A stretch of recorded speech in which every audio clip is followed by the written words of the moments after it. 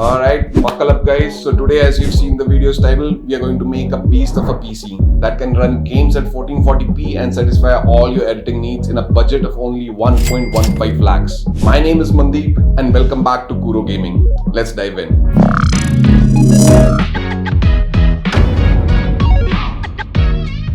Now, we had a customer come in recently who wanted to buy a PC with a budget of 1.15 lakhs.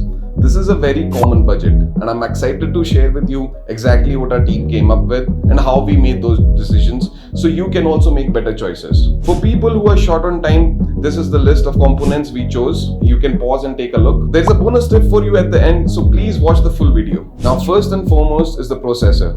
We chose Ryzen 9 5900X from AMD for its high performance 12 cores 24 threads Zen 3 based architecture. Up to 4.8 GHz of boost clock frequency and 3.7 GHz of base clock frequency. And main reason for going with this is the price factor. The CPU only costs around 25,000 rupees in the Indian market and is a value for money CPU. The reason for choosing AMD over Intel is if you look at the prices of similarly performing CPUs in this category, AMD is a bit on the lower end. Not only that, compatible motherboards for Intel within this range are also usually a bit expensive. So, talking about motherboards, our team chose the Asus TUF B550+2 motherboard for its AM4 socket compatibility with Ryzen 9 5900X. This is also a great motherboard for the price point it is in. Coming in with a sleek design and offers excellent thermal solutions with overclocking support. This will cost you around 17,000 rupees in India. Remember, this is where usually people spend more than they need to. Yes, we can buy a more expensive motherboard with fancy buttons for BIOS flashback and clearing CMOS, but this will do just fine. Now, keeping that aside, let's talk about the GPU.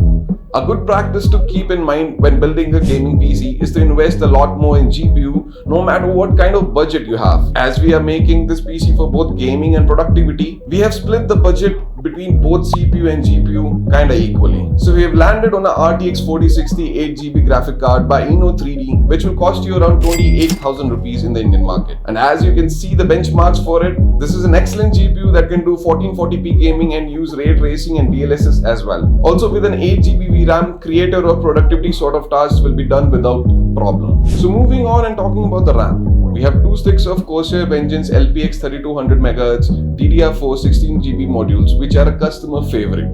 And for a good reason too, as it is very reliable for long-term use. This will round you up to 7,000 rupees for both. Coming to storage, this is somewhere you can save up a bit and buy more in the future, according to your needs. What we have gone for for our customer is a combination of NVMe SSD and SSD for his specific needs. But you can definitely just buy an SSD and upgrade in the future. For the SSD, we got a WD SN850X 1TB NVMe, which will cost you around 8,500 rupees in India.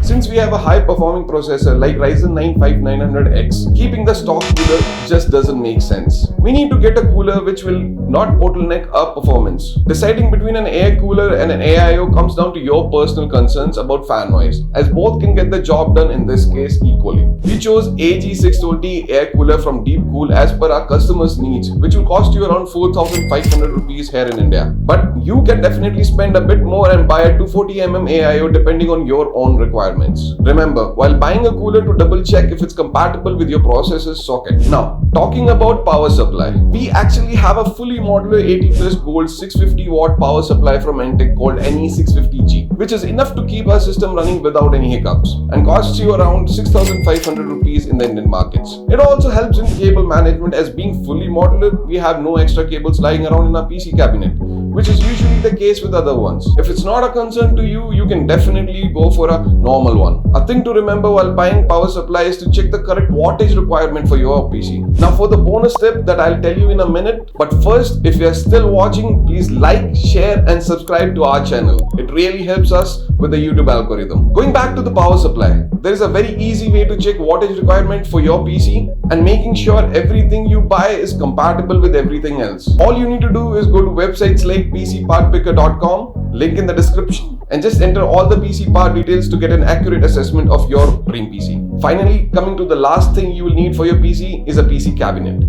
This is something which is entirely personal and I'll leave it to you, as everyone has their own taste and budget requirements. Only thing to check is if your parts will fit inside it and there are enough vents for proper airflow. We went ahead with NZXT H5 Flow, which is a mid-tower case with a new and improved airflow design. according to our customers' preferences. This PC case will cost you around 8,000 rupees in the Indian market. But if you are a bit tight on your budget, maybe go for a more affordable PC case. Now, rounding up all the budget for everything, you can see it all comes down to a sweet total of 1,11,000 with 4,000 to spare. You can now spend some more money to buy personalized items for your PC like RGB fans, little toy minis or stickers to give it this unique feel and make it your very own. Here you can see how our PC performs in different games. If you also want to buy a custom PC from a reputed store or want some advice, check out our website on kurogaming.com. Links in the description. I hope this video has been helpful, and if it has, you can see more videos like this by clicking right here, and I'll catch you in the next one.